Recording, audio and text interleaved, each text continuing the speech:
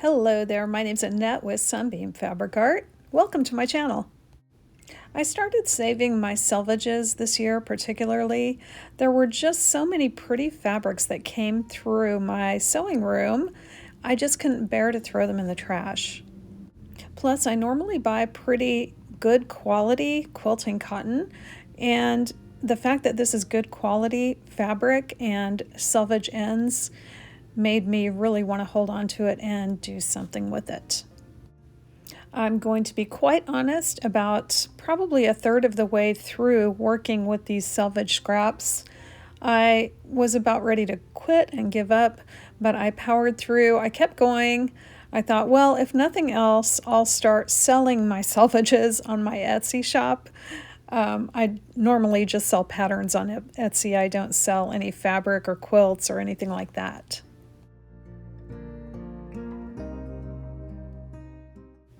I managed to stuff a lot of selvage pieces into that drawer down there. That's my scrap drawer where I normally keep my scraps. When it gets full, I have to do something. I dumped all of the Ziploc bags out, and here is what I've got. I've got this giant pile on my sewing table, and this is what inspired the thumbnail of this video, which says, "What a mess." And what a mess indeed.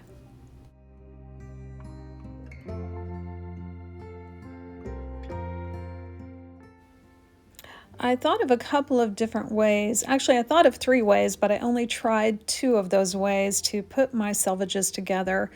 The first thing I'm doing here is pulling out some selvage strips that I know are really long.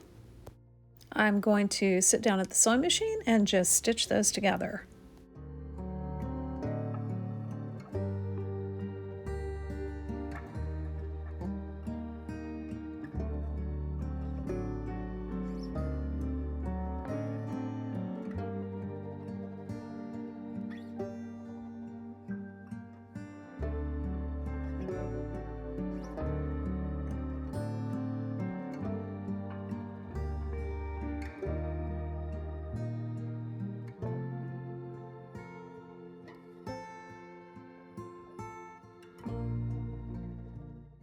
There are a lot of selvage edges from some 108 backing, and you can see that this is a very, very long piece of selvage here.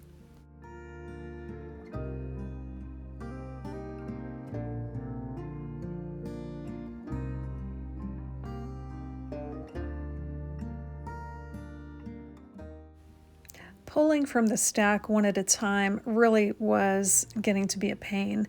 So I did a little bit of sorting here to pull out those longest fabrics and also to get some similar sizes of fabrics.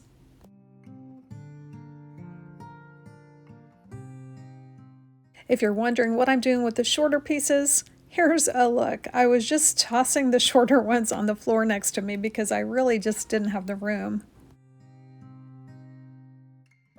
Once I had all those sorted out, I kept stitching together with the longest first.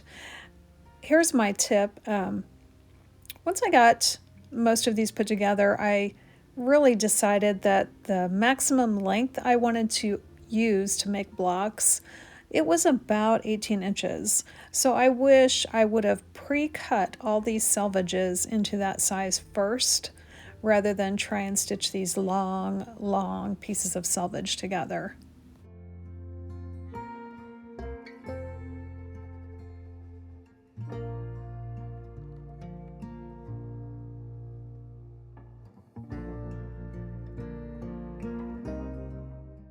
Once I got to the end of my selvedges, I broke that chain.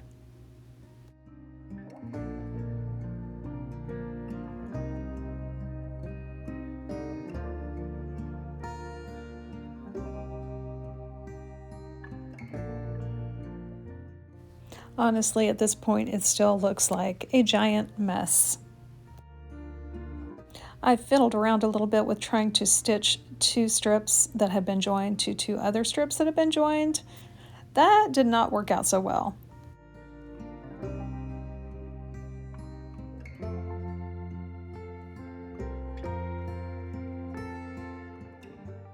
Here's a look at how a few of those strips stitched together look. You can see there are some very tiny little pieces of colored fabric showing through on those selvage edges, but overall I'm liking the way this looks. After going through about 5 of these pairings, I decided to go ahead and press them all flat. This was just too much of a headache to try and get them to match up without pressing them first. Now on the subsequent rounds, I did not press between every round. It was just this first round that was so fiddly and so hard to deal with. This is also where I decided to take all those long strips and cut them approximately the width of my pressing mat.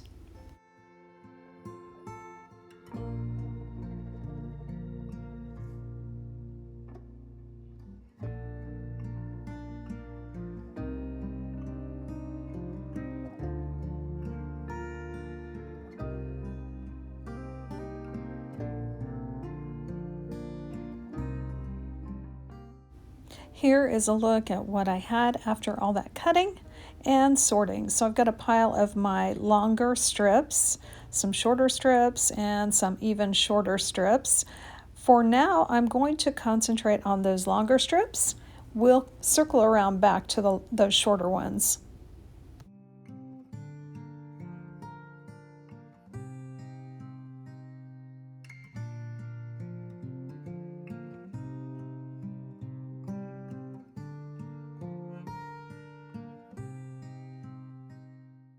Now that these strips were a little bit wider, I didn't feel like I had to press them.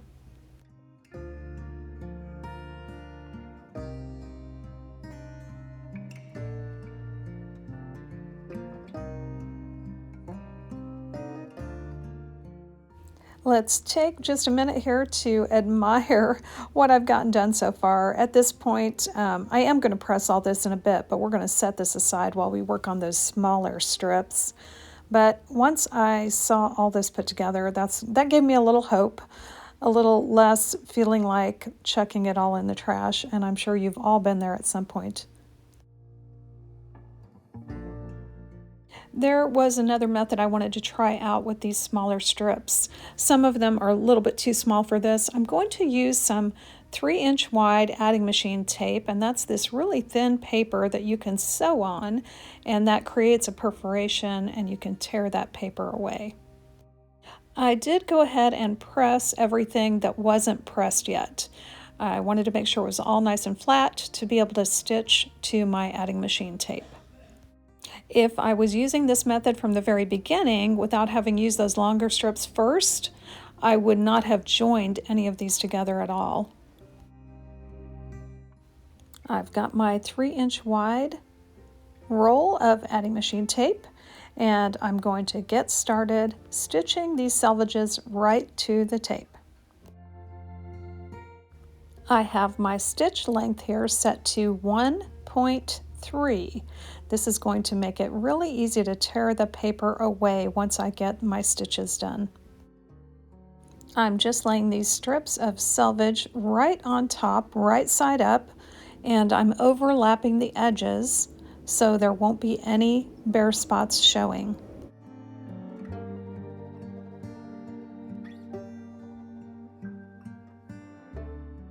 Here's a look at how that little test worked.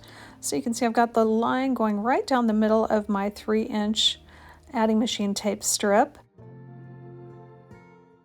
I will also be adding a line down both sides of the adding machine tape strip.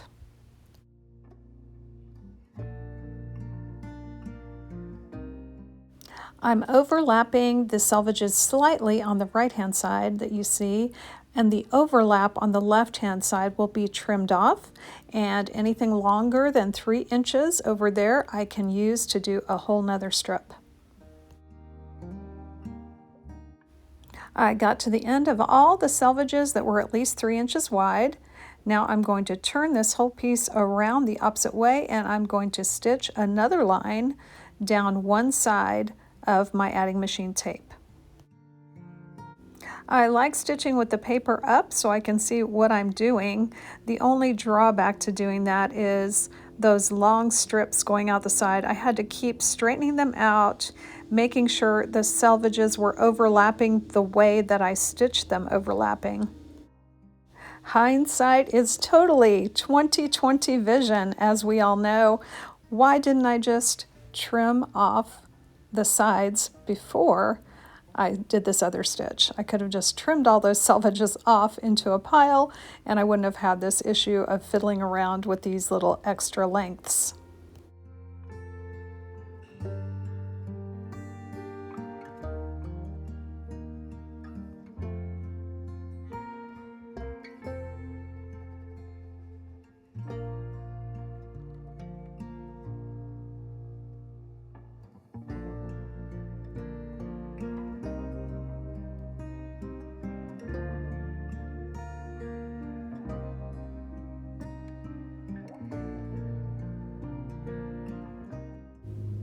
When I got to the end, I flipped this whole strip around and stitched down the opposite side of the adding machine tape.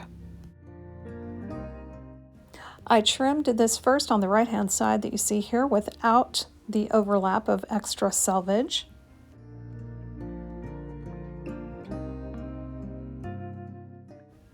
Again, fiddling with that overhanging selvage was such a pain. I should have trimmed all that off at the beginning.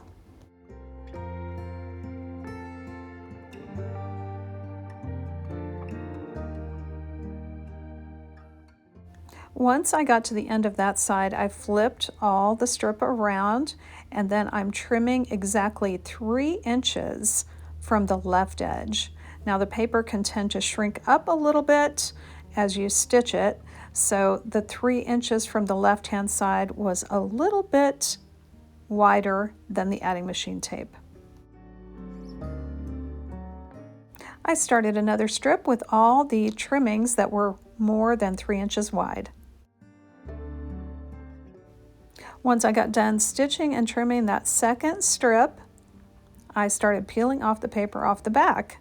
And you can see at that 1.3 stitch length, this paper just peels away.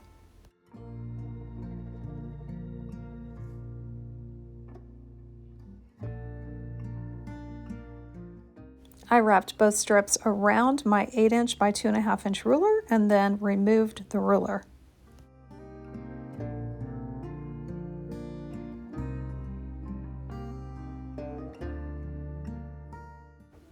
My plan for this 3-inch strip is potentially a border for a quilt. I think this would make a very cool border for any quilt. It wouldn't have to be a selvage quilt. Now take a look. You can see I can put my finger right in between my 2 stitch lines, and I can go right in the middle of the fabric. Well, you don't want that in a finished quilt, but I've got a plan, and with these as a border, or even if they were part of a quilt, I would just be quilting right over that with some kind of decorative stitch. So there would not be any holes in that or anything like that.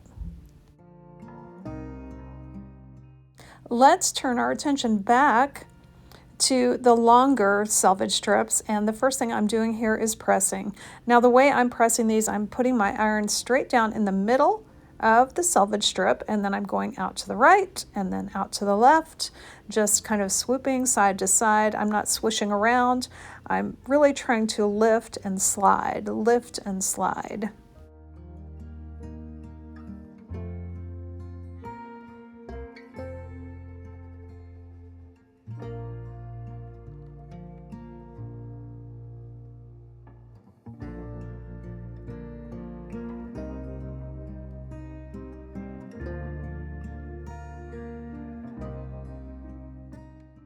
I decided that I wanted to make a string style quilt block, and I know from doing just regular fabric strip scrap quilts, string quilts, I know that there is one easy way I like to do, and that is I line up my ruler with that diagonal line going along with the seams.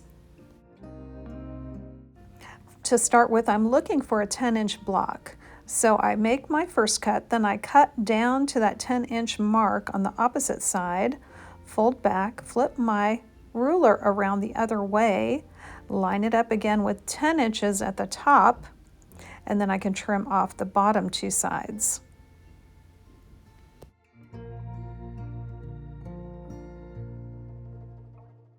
I'm going to cut as many of these 10-inch blocks as I can, and then I will show you what we're going to do with these triangle cutoffs that I'm making. For the second block, you can see I've got my ruler lined up again with that diagonal line. I've got my 10-inch lines going down to a point at the bottom there, so I can see where I need to cut.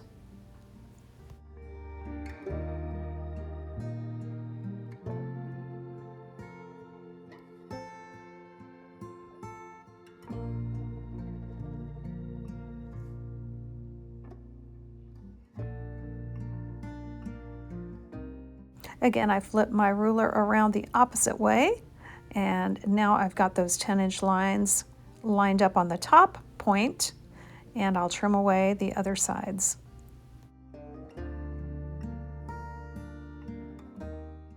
We'll speed this up a little bit. You can see I'm trying to preserve as much as possible, but I am going to show you what I did with these triangles that are left. My goal here was simply to make as many squares as I could, and I'm trying to make the biggest square I can make from each scrap, and I want it to be a usable size. So I've got some 6-inch squares. I ended up with 4-inch squares. I ended up with 3-inch squares, and believe it or not, I ended up with even 2-inch tiny squares of these diagonal strips. I could have made even smaller squares, but with all those seams, I thought 2 inches was about the smallest I wanted to tackle.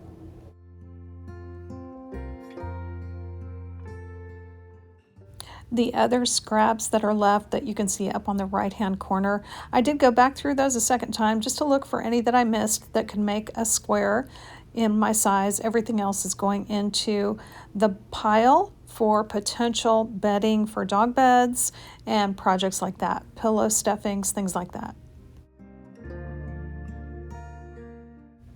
Here is a look at the blocks that I have. I've got these nice 10-inch blocks. Wish I had more of those. Then I've got these nice big 6-inch blocks. Got some 4-inch blocks, 3-inch blocks, and believe it or not, a bunch of 2-inch blocks. Those look fun. If you've made a string quilt before, you're going to recognize exactly what I'm doing here. I'm putting 2 blocks together so they form a peak, a V, either upside down or right side up, it doesn't matter. If you're a beginner quilter, you've got to know that these diagonal edges of blocks like this are very stretchy, so you might want to consider pinning your block before you stitch it or clipping your block before you stitch it.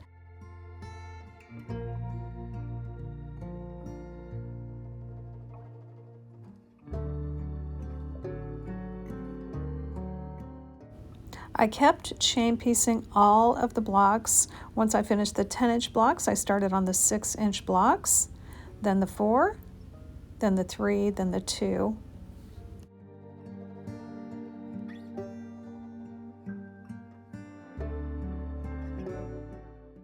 Once I got to the end, I separated my chain. Then it was time to put 2 together with 2 more to make my finished string block. And you can see it kind of makes a diamond the way I'm putting these together.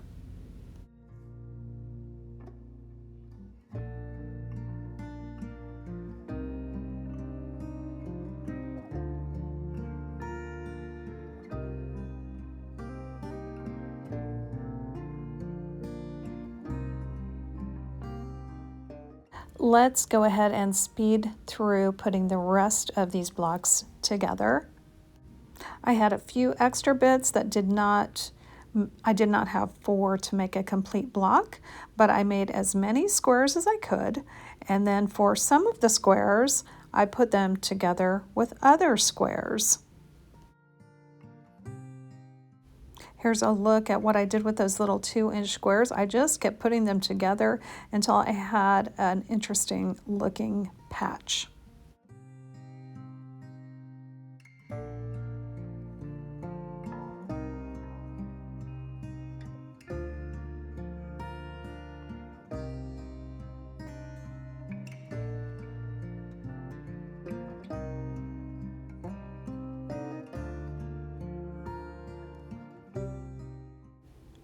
let's take a look at what I have so far. So up on the top, you can see I've got those two giant blocks made from the 10-inch squares. Those measure probably about 19 inches square each. In the lower left, I've got one square made from 6-inch blocks, and then I've got various patches made from the 4 and the 3-inch blocks, and that interesting rectangle patch from the 2-inch squares. I really would like to continue making selvage blocks like this. I don't have enough here for one quilt, but I think if I save my selvedges for another maybe 6 months, I will have enough to make a quilt completely from selvage fabric.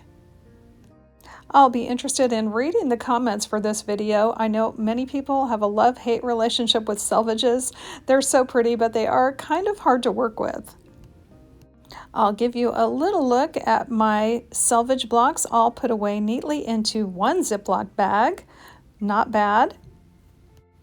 Thanks so much for joining me today. I appreciate it, and I hope to see you back again real soon.